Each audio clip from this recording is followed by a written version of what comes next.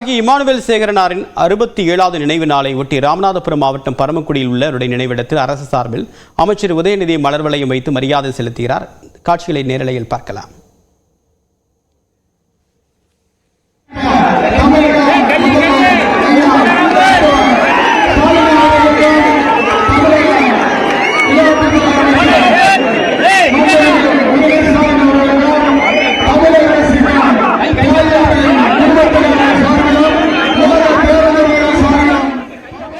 விவரங்களுடன் நம்முடைய செய்தியாளர் ஹரிகிருஷ்ணன். விவரம் என்ன?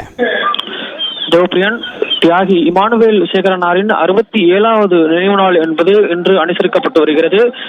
ராமநாதபுரம் மாவட்டம் பரமக்குடியில் அமைந்துள்ள அவரது நினைவிடத்திற்கு இன்று காலை முதலே ஏராளமான பொதுமக்கள் மலர் தூவி மரியாதை செலுத்தி வருகிறார்கள்.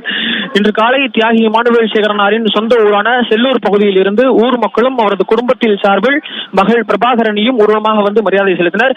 இந்த நிலையில் தமிழக அரசு சார்பில் இளைஞர் நலன் மற்றும் விளையாட்டு மேம்பாட்டுத்துறை அமைச்சர் உதயநிதி ஸ்டாலின் தற்போது மலர் வளையம் வைத்து அஞ்சலி செலுத்தியிருக்கிறார். அதே போல அவர்களுடன் அமைச்சர் உதயநிதி ஸ்டாலின் மற்றும் பெரிய கருப்பன், கயல்விழி செல்வராஜ், அமைச்சர் மூர்த்தி உள்ளிட்டோர் உடன் சேர்ந்து மரியாதை செலுத்தியிருக்கிறார்கள். தியாகி இமானுவேல் சேகரனாரின் மகள்வழி பேத்தி ஆங்கிலத்தில் எழுதியுள்ள அந்த ஆங்கில இதழ் ஒன்றையும் அமைச்சர் உதயநிதி ஸ்டாலின் வெளியிட்டிருக்கிறார்.